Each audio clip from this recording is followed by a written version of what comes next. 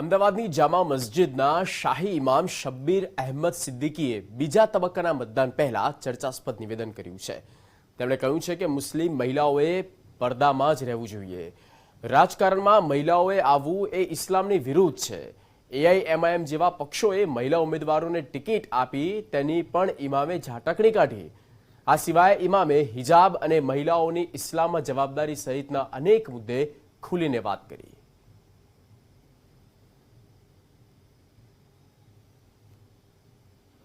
અમદાવાદની જુમ્મા મસ્જિદના શાही इमाम शब्बीर अहमद अपनी साथे છે એમની સાથે વાત કરીશું।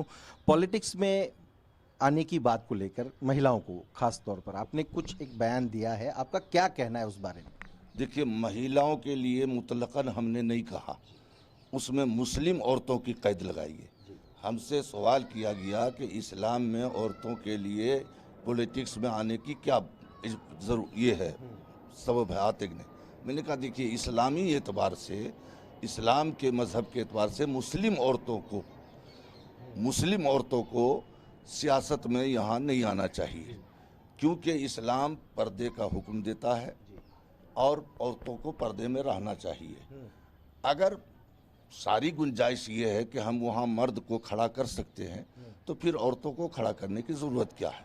औरतें जीतेंगी, जाहिर है असम्बली हॉल में, पार्लियामेंट में जाएंगी या म्यूनसिपाल्टी में जाएंगी, तो पर्दा तो रहेगा नहीं। अब पर्दा जब नहीं रहेगा तो जहाँ तक हो औरतों को, इससे मुस्लिम औरतों को बचना चाहिए। हाँ, अगर मान लीजिए कि कोई सीट रिज़र्व है सिर्फ औरतों ही के लिए कि औरतें वहाँ जो है जा सकती हैं, तो वहाँ हम कहेंगे कि भाई इस्लामी शरीयत की पाबंदी करते हुए औरतें जा सकती हैं।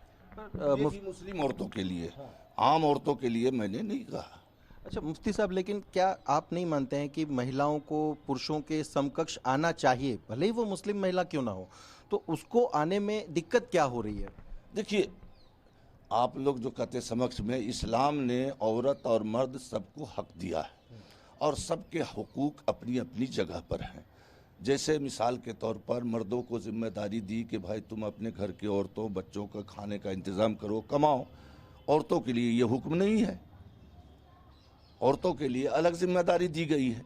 तो हक जो है किसी में कमी बेसी नहीं है, हुकूक सबको दिए गए हैं। हाँ, कैटेगरी दर्जा अलग अलग है। पर हिजाब के बारे में भी आपने कुछ कहा है। क्या अपने बारे में? हिजाब भी आपने कहा कि हिजाब उतार कर, मैंने कहा ना कि हिजाब इस्लाम में औरतों के लिए ज़रूरी है, समझ गए आप।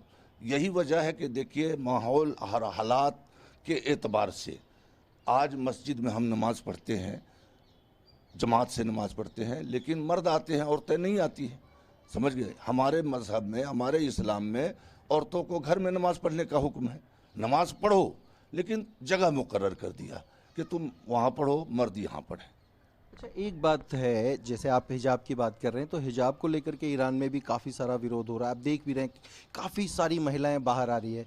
इसको आप कैसे देखते हैं? फिर उसको और इसको जस्टिफाई कैसे किया जाएगा? बात तो इस्लाम की ही है, धर्म की ही बात है, तो आप एक धर्म गुरु हैं, उसको आप कैसे देखेंगे? देखिए, ईरान में क्या हो रहा है नहीं हो रहा, हमें ईरान से कोई मतलब नहीं है, या ये भी हमें मतलब नहीं है कि भाई कोई इस्लाम को पालन करता है या नहीं करता है। जबरन हमको पालन करने का आर्डर नहीं है, हमको हुक्म बताने का आर्डर है। हम हुक्म बता सकते हैं, जबरन किसी पर दबाव नहीं डाल सकते। तो अब ईरान में क्या हो रहा है हमें उससे मतलब नहीं। हम तो जो है, जो मजहबी कानून है हमने वो बताया। मतलब आप ये भी नहीं कह रहे हैं कि पूरा फोर्सफुली आप जरूरी है कि आप पहनिए, ऐसा भी नहीं आप कह रहे हैं? नहीं, हम दबाव नहीं डाल सकते किसी को दबाव नहीं डाल सकते कि आपको करना ही पड़ेगा। हुक्म जो है वो हम बता दिए। अच्छा, अभी जो एक एआईएमआईएम पार्टी है, उन्होंने भी महिलाओं को टिकट दिया है, उसको आप कैसे जस्टिफाई करते हैं? मैं इसको मुनासिब नहीं समझता हूँ। मैंने पहले आपको कह दिया कि अगर सीट रिजर्व नहीं है, हमारे सामने कोई उज़्र नहीं है, तो हमें चाहिए कि हम औरतों को ऐसी जगहों से दूर रखें। तो शाही इमाम જે છે મુફ્તી શબ્બીર અહેમદ, જેમનું કહેવું છે કે એવું પણ નથી કે અમે કોઈના ઉપર દબાણ કરી રહ્યા છે, પોતાની મરજીથી તેઓ પોતાનું જીવન જીવી પણ શકે છે, પરંતુ ઇસ્લામ ધર્મની જે વાત છે એ વાત મુજબ મહિલાઓએ પડદામાં રહેવું જોઈએ અને સાથે જ સાથે એવું પણ નથી કે તેઓ ઇલેક્શન ન લડી શકે, પરંતુ જે રિઝર્વ સીટ હોય એ રિઝર્વ સીટ ઉપર મહિલાઓ આગળ આવે, એ લડે અને ભલે રાજકારણમાં આગળ આવે, પરંતુ આ જે નિવેદન છે, નિવેદનની અસર લોકોમાં કઈ રીતે પડે છે એ જોવાનું રસપ્રદ રહેશે. કેમેરામેન હિરેન ખલાસ સાથે સચિન પાટીલ, TV9 અમદાવાદ.